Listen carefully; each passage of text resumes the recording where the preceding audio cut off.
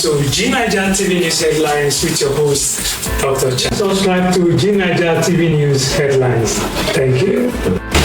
Hello viewers out there, welcome to G9ija TV News Headlines this morning with your regular host, Dr. Champion. How was the night? Hope you slept well and hope you are keeping the faith regardless of what is happening in the economy. This morning we are looking at very interesting stories. We're starting with the Leadership newspaper with this headline: Police displays hunters guiding Emir Sanusi II at Kano State's main palace. Now the news in detail. Operatives of Kano State Police Command have taken over the security of the main palace of the Emir of Kano, displacing local hunters who had been guarding the reinstated Emir Muhammadu Sanusi II since his return to the palace. The local hunters, popularly known as Yan Tauri, were earlier deployed to the palace en masse last month, following rumors that federal authorities were planning to forcefully return the deposed 15th Emir of Kano, Amidu Ado Bayero, to the main palace and sack Sanusi II. Details of that can be seen in the Leadership newspaper. Please get yourself a copy. And away from there, we move over to the Vanguard newspaper with this bold headline: 7 persons killed, property destroyed as bandits attack Kastina village. Now the news in detail. About 7 persons were killed in the fresh bandit attack Saturday night on Maidabino village in Dambusa local government area of Kastina state.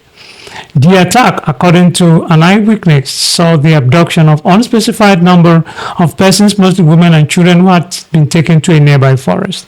The eyewitness said yesterday that the hoodlums operated for about 3 hours after invading the village about 10 p.m. in the night, shooting sporadically to scare the residents.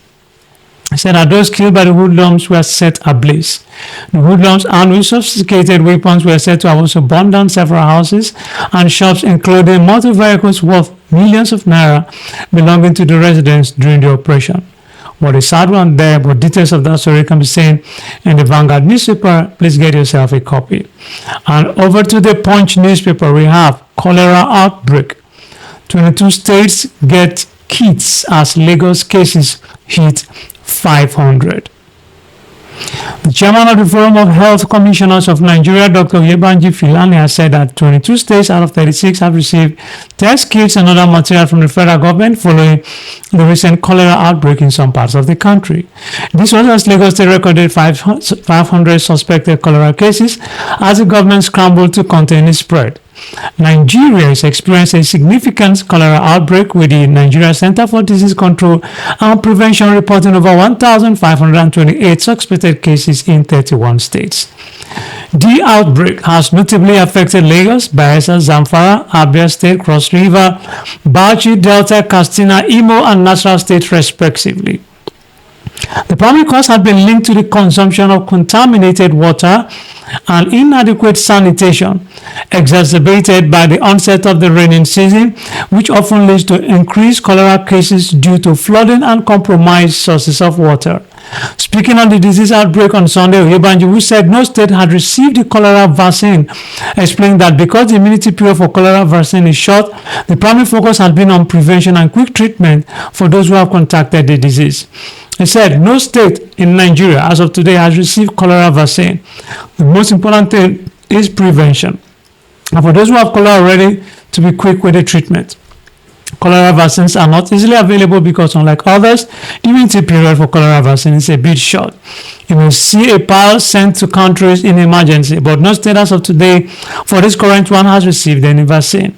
States are working with our counterpart at the federal level. We are not focusing on the vaccines, we are focusing on improving health promotion, prevention, water hygiene, and sanitation. And for those who have it, providing the necessary treatment so that they can come out of it as quickly as possible, because the immunity period of cholera vaccines is short. People are focused more on minimizing impacts rather than trying to get the vaccine, he stated. When asked about the assistance the federal government has rendered to State, Filani, who is the Commissioner for Health and Human Services in Ekiti State, said the federal government has provided consumables, test kits, and other materials, including PPEs, personal protection equipment. Not all states, but several states have received the materials. He added Bayelsa, Zamfara, Abia, Cross River, Bauchi, Delta, Katsina, Imo, Nasarawa, Ondo, Osun State, Niger, Kano, Lagos, Akwa Ibom, Benue, Kwara, Anambra, Sokoto, Plateau, Ebonyi, and Ekiti have all received test kits, consumables, and other materials from the federal government. This was as of 2 weeks ago, but it's possible that others have also received it by now. We have received material that the federal government said they would continue to do that is to send the kits. In Lagos State, suspected cases of cholera have risen to about 500. According to a special advisor to Governor Babajide Sanwo-Olu on health, Dr. Kemi Ogunyemi. In an interview with our correspondent on Sunday, Ogunyemi, however, stressed that the trend was declining. We're having a meeting tonight, Sunday night, to find out what happened over the weekend. But the numbers have gone down a little bit, and we're talking about one here and one there, and then the accumulation.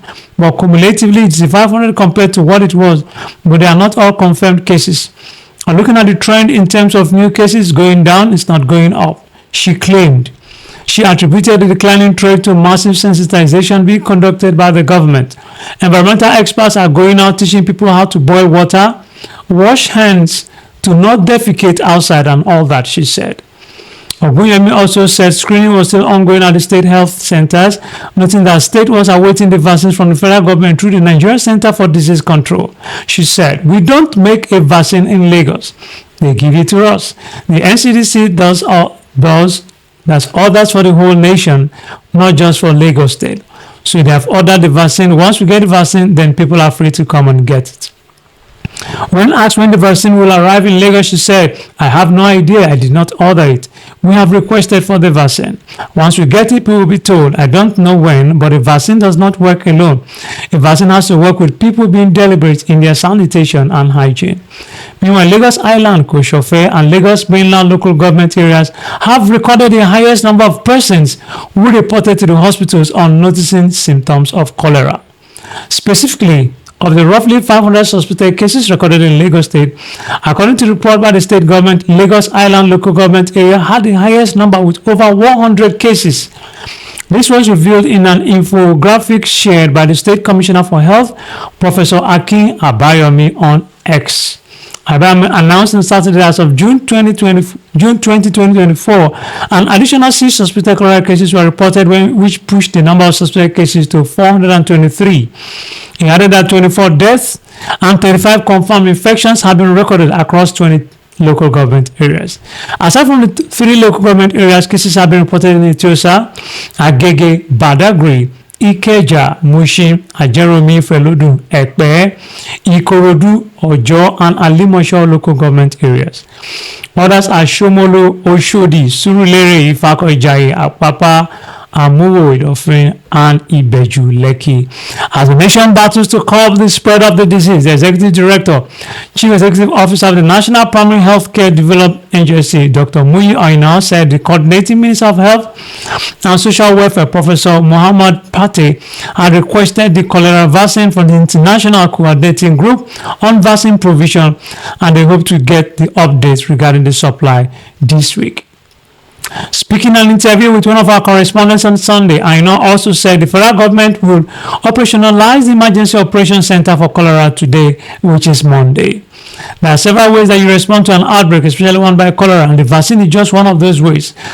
Tomorrow morning, that is today, Monday, the federal government led by the NCDC will be operationalizing the Emergency Operating Center, which will be tracking, doing case management, planning the outbreak response, and all of that. But then case management is a lot of identifying and treating cases very early with the appropriate treatment, including oral hydration therapy, appropriate antibiotics, and the nutrition that is needed. So there's a lot that we are doing as a government, he explained. Speaking further on the nation's effort to get vaccines, the NPHCDA boss noted that the vaccination itself as a response to the outbreak is one of the options. But because we didn't have a stockpile of a cholera vaccine, it's very scarce now, so the ministers applied to the ICG to give us the vaccine. They didn't have any at the time, so they are sourcing that they can deploy to Nigeria right now. While I cannot give you the specific date when it will arrive, we hope to get an update from them this week on when they will get it to us, and they have not given us a specific date. Details of that can be seen in the Punch newspaper Please get yourself a copy and kindly stay safe out of cholera. From the Sahara Reporters, we have Hajj tragedy.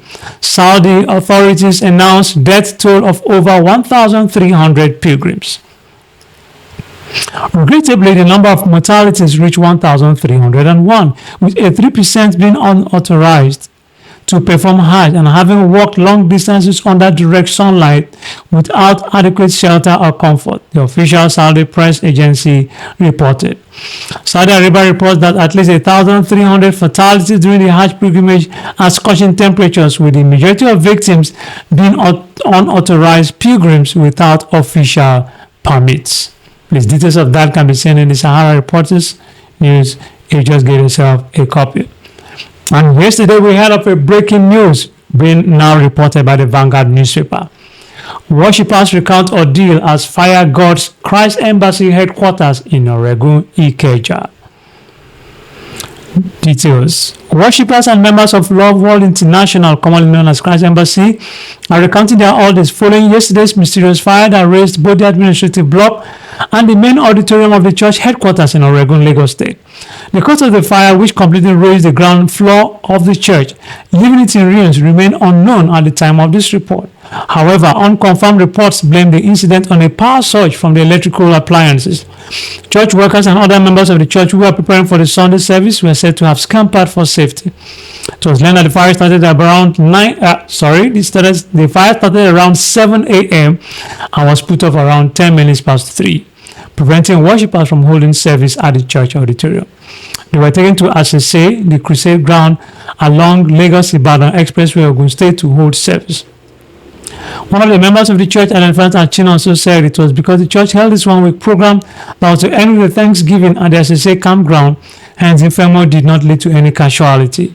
He said, "I thank God that nobody was in church when the incident started. We were informed about the incident at another branch of the church at Tony Street, Ikeja, during the service.